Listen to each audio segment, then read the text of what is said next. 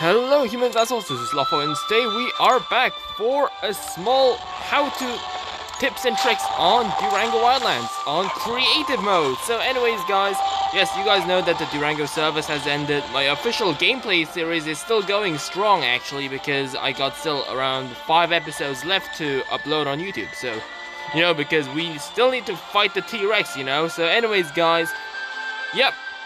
After 8 hours of what seemed to be endless of coding and coding and coding, I actually made this. I probably uploaded this video showcasing the entire paddock entirely, but this is a full checklist of every single Durango animal to ever walk the game. So, yeah, so before we get into this, into the coding bits, let me just tell you guys some really cool things that I noticed while I was making this island. So yeah, so you guys probably now you guys are familiar with it, but Durango originally had not a lava Chasmosaurus, but a normal Chasmosaurus. This dinosaur was only available in the beta, which got removed when it became in the official game. However, well, once we actually figured out the dinosaur codes in the game, well, we could actually find the Chasmosaurus in the code, so that's why we imported him inside. So there also, in the codes, there are elite dinosaurs, which are dinosaurs that are slightly stronger than the normal versions of the normal dinosaurs. So these alpha dinosaurs only existed in the beta as well, and was removed when the actual game became released. So normally elite dinosaurs looked exactly the same as the normal counterparts, with the exception of the Triceratops. However, you can see here, this is the normal Triceratops, young Triceratops. And you can see the elite Triceratops, which is not breaking news right now, alright? Which is way bigger. Yeah, it's way bigger. Like, when we actually look at them, we could even think that this guy is a female. I mean, this girl is a female, it's a baby, and this is the, you could even think that this is the dad, but no, this is actually also a male. It's an elite dinosaur, it's like the alpha trike, so that's why it's like way bigger. But every other elite dinosaur doesn't actually have that. Yeah, Triceratops is the only one whose elite version actually looks different. So we got all that sorted. We got normal Ankylosauruses there. I'm gonna build a road to increase my movement speed later on. So, fun fact: Archanicus is also marked as on the code. It's actually identified itself as a Savanna Deinonychus. So, which is pretty absurd considering how different these two dinosaurs actually look. Like, look at that. This is a Deinonychus, and this is Savanna Deinonychus. It looks totally different. How the hell is this even a Deinonychus? Like, yeah, it makes totally no sense. And also, fun fact, I also noticed that the Index 6 Deinonychus looks absolutely super identical to the Deinonychus, except minus the stripes on its back. Like they literally painted blue stripes on its back and said that it was an Index 6 Deinonychus.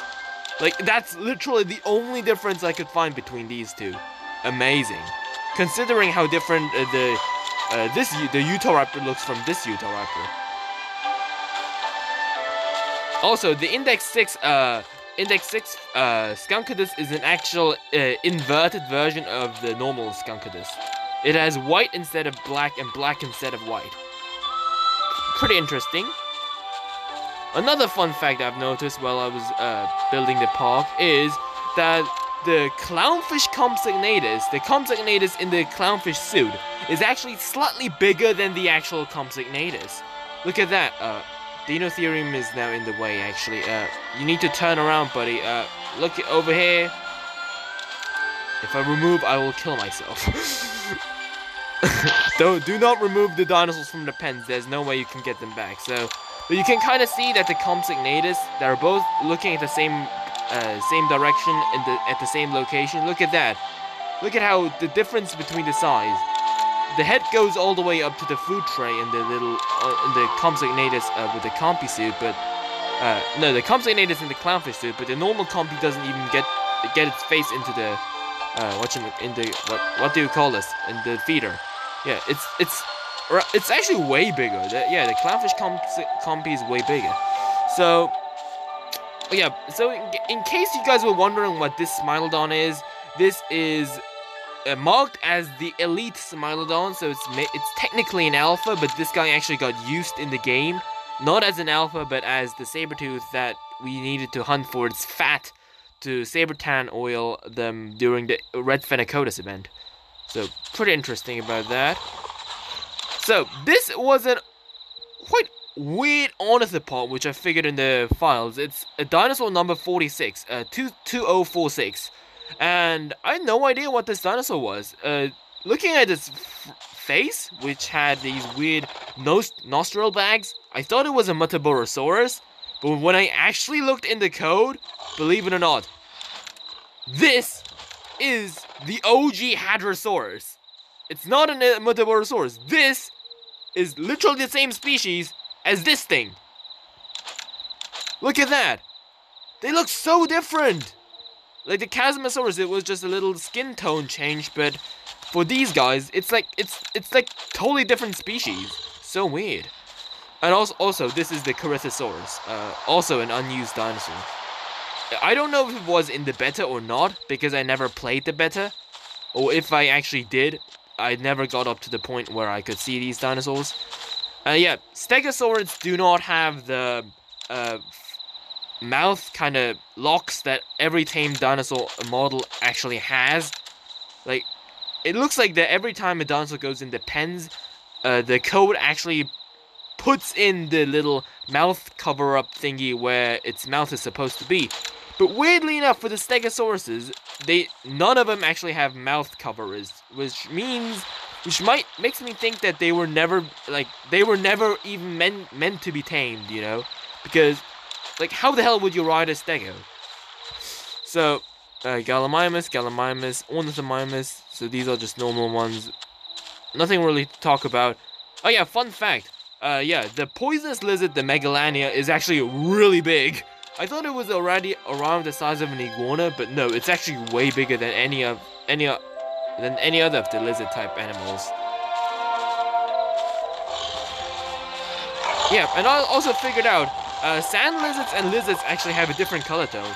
I actually noticed that only when I actually begin making this park.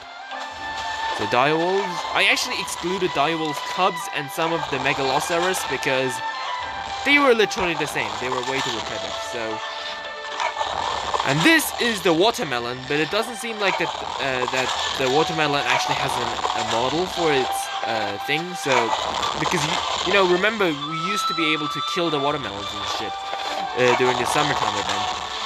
And fun fact. Allosaurus and the unused dinosaur Ceratosaurus share the same animation. Although, well, yeah, they actually share the same animation. And in addition to that, Allosaurus and Ceratosaurus are the only dinosaurs that actually have an active roar animation while they're in the cage. So you can hear the dinosaurs roar, but none of any other dinosaurs roar. And by the way, I don't know if that was intended or not, but the Allosaurus' mouth cover is actually put up wrong in the other direction. It's supposed to point downwards, but for the Allosaurus it's pointing upwards. I don't know why they decided to go for that. I got no idea. So, Tarbosauruses and the T-Rex.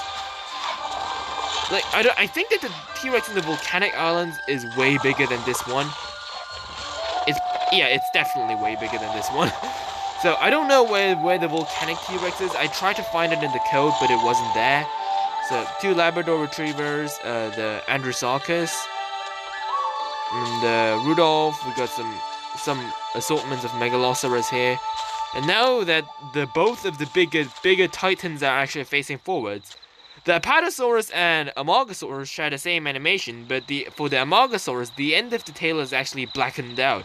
So you can't actually see the tip of the tail, unlike the Apatosaurus, which, like, the Apatosaurus has its original tail, while the Amargasaurus had a little bit of its tail cut off to make it look shorter. So, look at that, they actually share the exact same animation. And I don't know if the Apatosaurus was a dinosaur that devs just went around to like play when they were just developing the game, because apparently Apatosaurus is technically rideable. Like you can see, there is a little saddle string here, and it also has a map coverage, which is also placed backwards like the Allosaurus for unknown reasons.